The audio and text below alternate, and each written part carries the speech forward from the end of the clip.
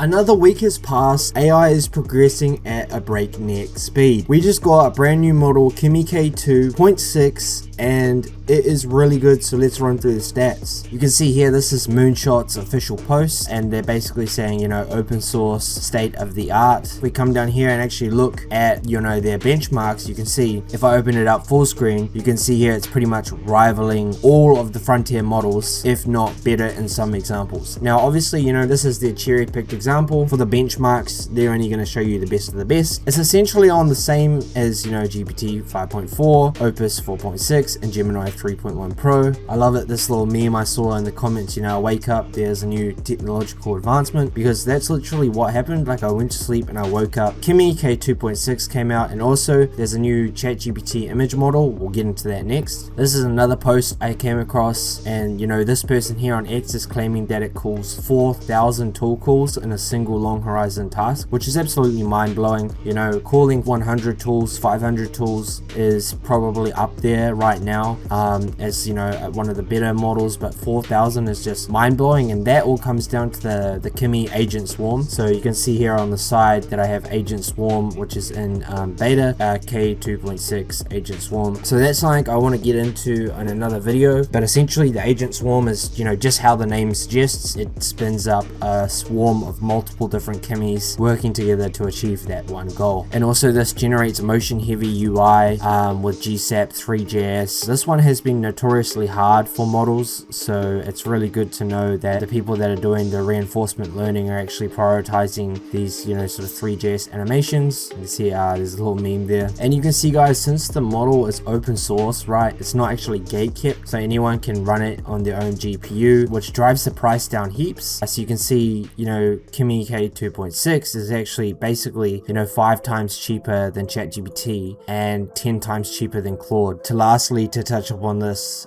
this software engineering bench pro is a notoriously hard benchmark, so it's obviously blowing it out the water. I would take this with a grain of salt. It's probably not as good as those frontier proprietary models you see on the screen, but it's getting up there, guys, so it's probably next up, to be honest. Another thing I read as well, I can't actually see it in the comments, but I also read apparently it's a real efficient model as well. So when it comes down to actually the power going into the GPU versus the tokens you get, it's actually very power efficient, which also does play a role into these things. If it's more power efficient, then it can be cheaper, and then you can run it for longer, etc, etc.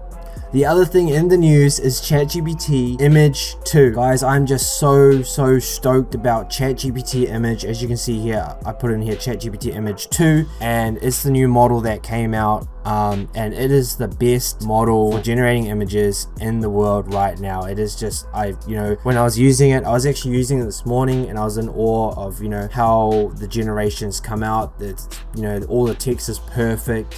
It can overlay text on different mediums. You know what I mean? It's just so good. Like, you just even watching this, they're putting in a book, and then they're putting in a magazine. It's very, very realistic, in my opinion. You can see here it's done like a whole pile of rice. Then it literally looks picture perfect. And then you can see here, this is another example, and someone's just prompted it to make it look handwritten, like a handwritten note, and that literally looks like I grabbed my phone and I took a photo of like real paper. So if I come through, it's really good at those magazines. So you can see, like, this is some sort of not magazine, this is like anime or a manga, and you can see it literally looks perfect. You can see the little OpenAI symbol here, and it's got all the text, so it's just mind-blowing. You can see here's another example of people doing comic strips with ChatGPT Image. You can see over here we got like an olden day office vibe going on, and you can see in the window here it says ChatGPT. We got this one with a long neck. Just some really cool things. I really love this one as well. It just looks so real to me, and the art looks amazing, and yeah, it's just all generated with AI. It's crazy. I mean, I was thinking about it this morning, like a lot of people that do advertising is just it's going to completely all the ads we're going to see on our phone, like for at least the picture ads, will all be done with AI. So it's honestly crazy. And speaking of ads, you know, this one actually sort of looks like an ad, more or less. Not really. It's generated all these clothing items, and that is just, you know, that would have taken someone back in the day like a whole day to sort of get right and go out, find those different assets, mock up those different assets. Now it's done it all automatically, or, you know, within sort of a minute. You can come through. It's real good at that, the reasoning as well. So you can see here, it's actually, you know, it's not just generating an image, like there's levels to it. It's actually sort of providing you know, almost a cheat sheet of how something works. So yeah, guys, you can see OpenAI says real world intelligence, and I have to agree. It definitely has, you know, that real world intelligence to it. So I think the ELO rating for this, guys, it's well above Nano Banana. So if I go to artificial analysis, I usually use this for the benchmarks and seeing what's better. And if I come over to speech, image, video, I can click on image generation, and you can see here that ChatGPT Image is at the top of the leaderboard. Although it's slightly more expensive than Nano Banana 2, there's a difference in price, but it's the best model at the moment. So one thing it's really good at, guys, is front end design. So like, this is not a screenshot at all, but you know, it's literally done everything perfectly, like the trash icon, Chrome icon, you know, all of the text, everything's in the right position, the date, and you know what I mean? It's not a screenshot. It's just, that's just so crazy to me. So I think, yeah, that's one of its real strengths, the front end design of things. You can see these are some generations of influences as well. So yeah, here's some other ones. You can see it's a real-time mood board. So all of these look like real official posts, you know.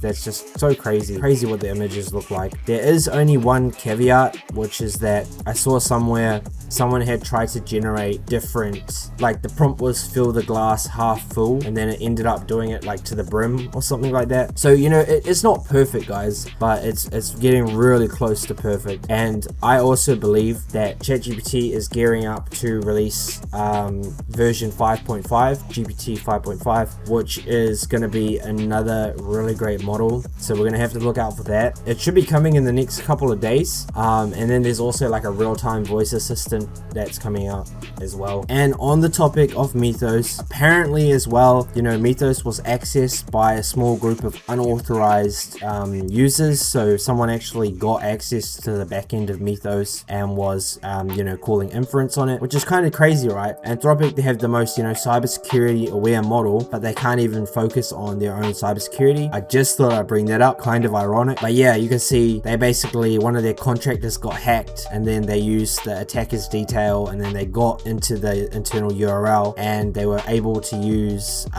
basically Mythos and then everything else that was unreleased as well. Anthropic Mythos accessed by unauthorized users. This post here is 4 days old, and this guy's here saying, you know, DeepSeek V4 is coming out next. This is a leaked benchmark generated by Image 2, by the way, as we were just talking about it. But DeepSeek V4 is another really good one to look out for. The screenshot of the benchmark, it's ranking really high. Not too sure, you know, take it with a grain of salt. I see this other person put V4 next week. So hopefully we get that in the next couple of days, and I can't wait to try that one out as well. And it's rumored to be a 1.6 trillion parameter model. So it's definitely going to be, you know, up there with all the frontier models. And also we do have Grok 4.3. So Elon Musk is, you know, out here tweeting about it, and basically Grok 4.3 is 500 billion parameters, and he's saying, you know, the Grok 4.4 will be 1 trillion parameters. So you can see here Grok 4.3 is, you know, 500 billion,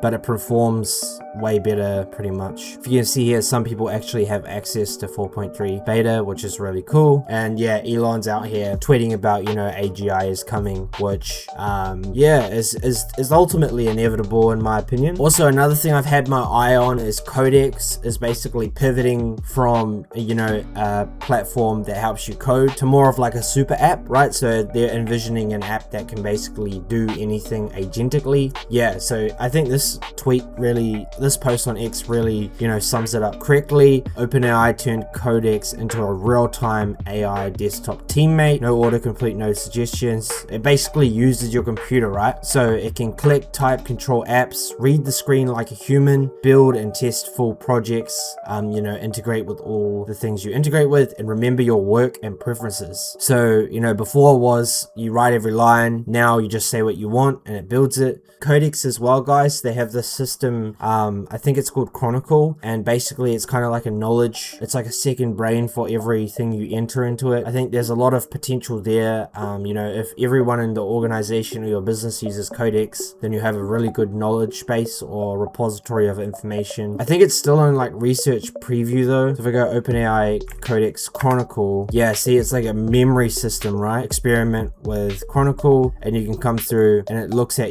all your sort of memories and what you've done in the past, and then it can learn off that. So, you're not having to go through and make the same mistakes twice or over and over again. And also, guys, I feel like all of these AI companies are kind of merging into one, like they're all trying to do the same thing, because I believe Gemini or Google is also, they're going to do the same thing. Their philosophy is they want to make a sort of everything app where, Gemini can control your computer. It's basically going to be like called Gemini Co-work, right? Except the only difference with Gemini is that it'll be like deeply integrated with, the Google suite. So think, Gmail, your Google Drive, and I'm pretty sure, it will be able to do a lot of things within Google's cloud. And also there's like cloud-based workflows as well. So we'll keep an eye on that. SpaceX and Cursor, and basically, SpaceX is going to buy Cursor, which is pretty crazy to me. You can see here SpaceX plus Cursor, and I believe they bought that for $60 billion.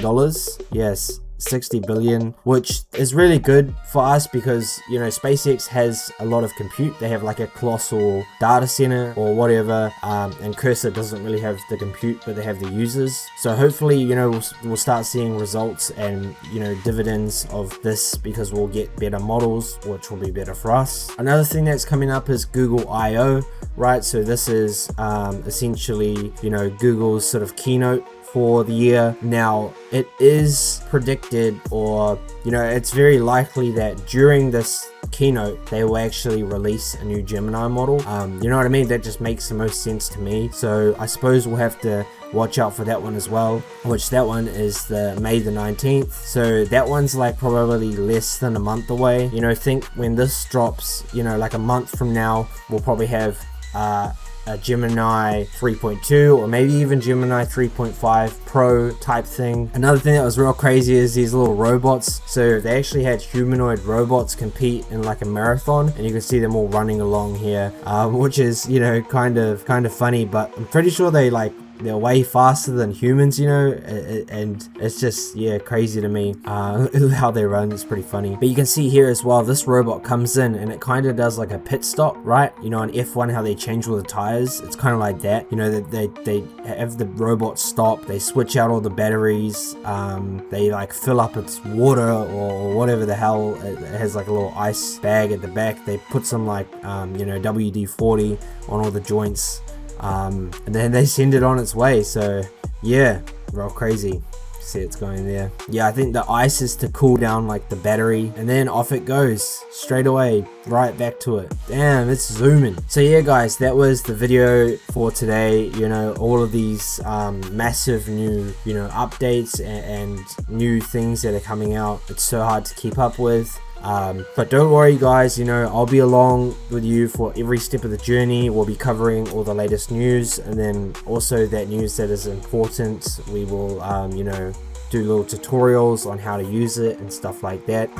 Yeah, you can see this robot here actually like won the race, and the bro is zooming, like literally boom, first place. So yeah, that is just so funny. But yeah, guys, let me know if there was anything in particular that piqued your interest and you'd want me to focus my channel on. I take the time to read every comment, so you know what I mean, comment away, and then I'll line up another video for whatever you guys recommend. But other than that, I hope you guys have a good day and stay frosty.